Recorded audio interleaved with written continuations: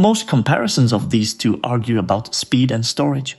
This is not that video, because the number that decides this is not the one on the pricing page, it is the one underneath it. Both of these companies advertise hosting for under $5 a month. Both of them are telling the truth, and both of those prices stop existing in year 2. That is the whole story, and almost nobody says it out loud. Now, I have not run a website on either of these hosts, so let me tell you exactly what I did instead, because it matters more than another opinion. I pulled up HostGator's live plan table and read the renewal price printed on every card. I read GoDaddy's own refund policy, the actual legal page, and I went through the complaint threads on both on Reddit, Trustpilot, and Consumer Affairs. That is the part the review sites skip because the renewal number is where the money actually is. One thing before we start, there is a HostGator link in the description below, and it is an affiliate link.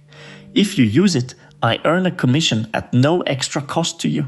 That is exactly why I am going to tell you what is wrong with HostGator as well. Because a comparison where my side has no downsides is an advert, not a review. Here is the answer up front, so you can leave in 30 seconds if you want to. If this is your first website and you want it running this week, HostGator. If your domains already live at GoDaddy and you want one login for everything, stay at GoDaddy. And if you are planning to keep this site for 3 years or more, the thing that decides your bill is not the brand at all, and I will show you what it is. Now let me earn those answers. Number 1. What you actually pay. Here is HostGator's plan table live at the time of recording. 4 plans. The cheapest is $3.75 a month. That is the number in the advert. Look at the line under it. For 36-month term. That price is not a monthly price. It is what 36 months of prepayment divides down to. To get it, you pay for 3 years upfront today. And then look at the line under that one. Renews at $10.99. So the honest description of that plan is not $3.75. It is $3.75 for 3 years, then $11 a month forever. That is nearly 3 times the price you signed up at. Now the recommended plan, the one with the badge on it, $4.50, renews at $16.49. That is not double, that is closer to 4 times. GoDaddy runs the same play. I could not capture their pricing page, they block automated browsers. So I am going off published pricing trackers rather than telling you I saw it myself. Those trackers broadly agree.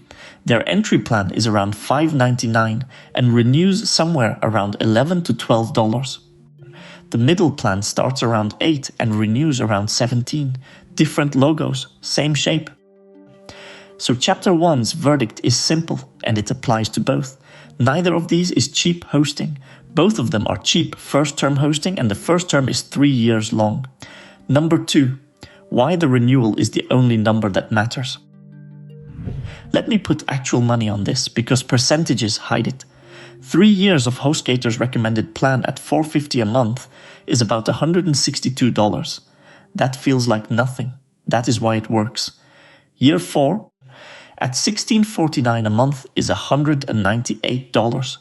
1 year now costs more than the first 3 combined. And here is the part that catches people. You prepaid 3 years. So the renewal charge arrives 36 months after you last thought about it. Different card, maybe. Different email address, quite possibly. There is a Consumer Affairs account from June this year describing exactly that. Someone paying 3 years at a time, renewal notice going to an email they no longer used, and a large charge going through PayPal before they saw it. That is not a HostGator specific failure. That is what a 3-year prepay does to anybody's attention span. Verdict on Chapter 2. Whichever one you pick, put a calendar reminder 1 month before the renewal date.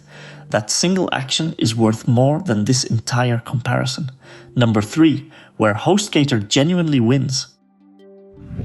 2 things, and I want to be precise about them. The first is that the renewal price is printed on the plan card, right there, under the intro price before you click anything. A lot of hosts bury that in the checkout or in a knowledge base article. HostGator puts it on the front That is worth something and I will give them credit for it. The second is the beginner experience.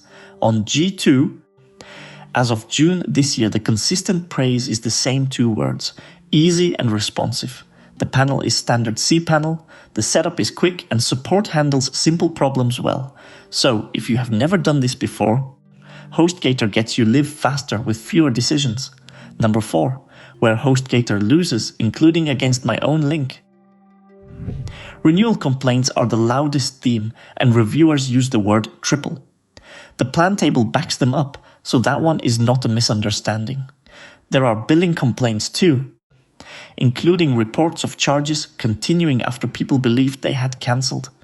Those are user reports, not proven facts, but they repeat often enough to mention. Their 24/7 chat has a reputation for not being 24/7. Servers are US only, which matters if your audience is not. Migrations are paid, and independent testers describe the infrastructure as aging. HostGator's Trustpilot sits around 3.7, measured late last year. Ratings move, so check it yourself rather than trusting my number in 6 months. Number 5, where GoDaddy wins and where it does not. GoDaddy's real advantage is breadth. Domains, hosting, email, and a site builder in one account.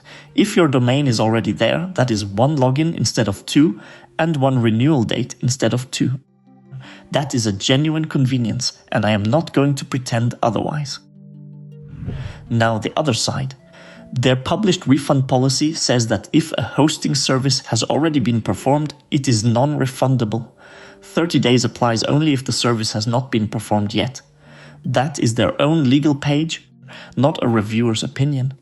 On Reddit, the recurring complaint is refund requests being slow-walked, with people describing bank chargebacks as the thing that finally worked.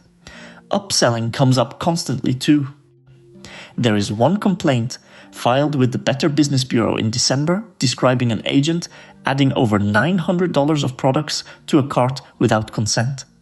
That is one customer's filed account, and I am giving it to you as exactly that, not as a description of how the company operates. So Chapter 5's verdict: GoDaddy is the convenience play if you are already inside it, and the harder one to get money back out of. Let me put the whole thing together. 3 situations, and I think almost everybody is in one of them. If this is your first website and you want it live this week, take HostGator and go in knowing the renewal number before you pay. That link is in the description, and yes, it pays me. If your domains already sit at GoDaddy and 1 login genuinely saves you hassle, stay where you are. Switching to save $4 a month is not worth your Saturday.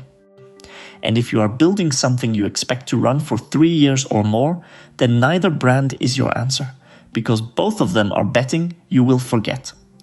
Set the reminder, and when it fires, either call and negotiate or move. People do both successfully every single day. So there it is. One is easier to start on. Neither is cheap once the intro term runs out. And the renewal date, not the logo, is the thing that decides what this actually costs you. One thing I would like to know. Have you ever been caught by a hosting renewal you did not see coming? Tell me roughly what it jumped to in the comments, because I suspect some of those numbers are worse than the ones I just read out.